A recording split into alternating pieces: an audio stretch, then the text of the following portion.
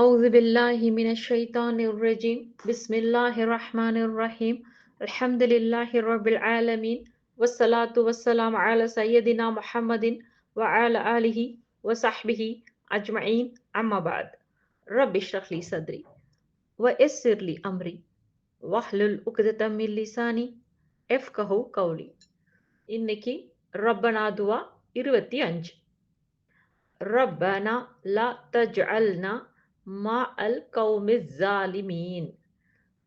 இந்த துவா 7வது அத்தியாயத்துல 47வது வசனமா வருது. அப்போ இதற்கான அர்த்தம் என்னன்றத தெரிஞ்சுக்கலாம்.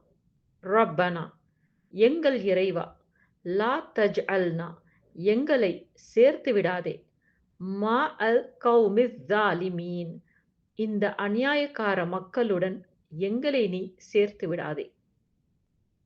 இதற்கான பின்னணி என்ன, இந்த துவா எப்போ எதற்காக இறக்கப்பட்டுச்சுன்னு இப்போ நம்ம தெரிஞ்சுக்கலாம். இந்த துவா சூரா அல் ஆராஃப்ல வரக்கூடியதா இருக்கு. இது கியாமத் நாள் சம்பவங்களை விவரிக்கக்கூடிய பகுதியில இருக்கு. முதல்ல ஆராஃப் என்பதற்கான அர்த்தம் என்னன்னா உயர்ந்த இடம் அல்லது சுவரின் மேல் பகுதின்னு பொருள் தரக்கூடியதா இருக்கு. இது ஸ்வர்க்கத்திற்கும் நரகத்திற்கும் இடையில இருக்கக்கூடிய ஒரு இடமாவும் இருக்கு. இந்த இடத்துல இருக்கக்கூடிய மக்கள் அவங்களோட நன்மைகள் மற்றும் அவர்கள் தீமைகளின் கணக்கு சரிசமமாக இருக்கும்.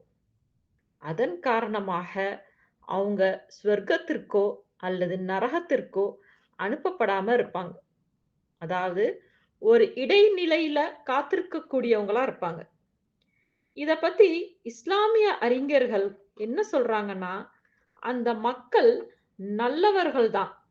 ஆனா அவங்களோட நன்மைகள் போதுமான அளவுல இருக்காது. அவங்களோட தீமைகள் அவங்கள நரகத்திற்கும் தள்ளாது.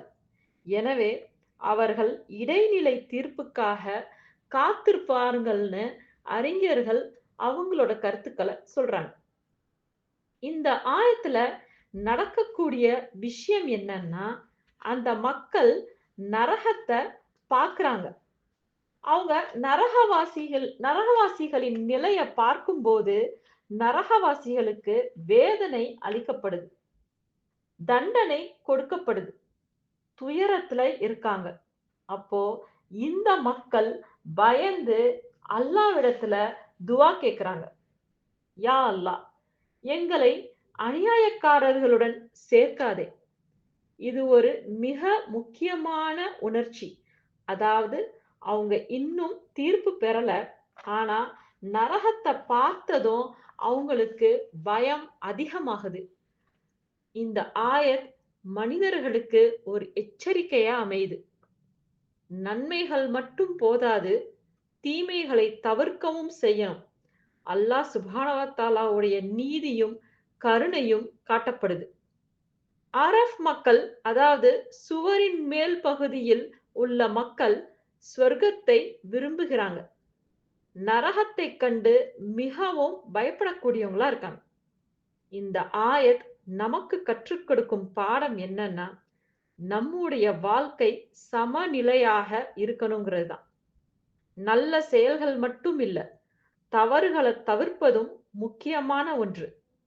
இரண்டாவது, நரகத்தை பற்றிய உண்மை. அது ஒரு உண்மையான தண்டனை. அதை பார்த்தவுடன் மூமின்களும் பயந்தாங்க.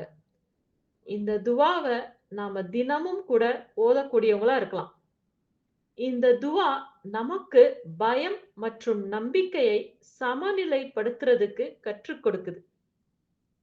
எதை கேட்டோமோ அதன்படி செயல்படக்கூடிய மக்களாக அல்லாஹ் உங்களையும் என்னையும் ஆக்கி அருள வேண்டும் என்று துவா செய்தவளாக இந்த உரையை முடிச்சுக்கிறேன். வாஹிர் தாவானா அல்ஹம்துலில்லாஹி ரப்பில் ஆலமீன். அஸ்ஸலாமு அலைக்கும் வரஹ்மத்துல்லாஹி வபரகாத்துஹு.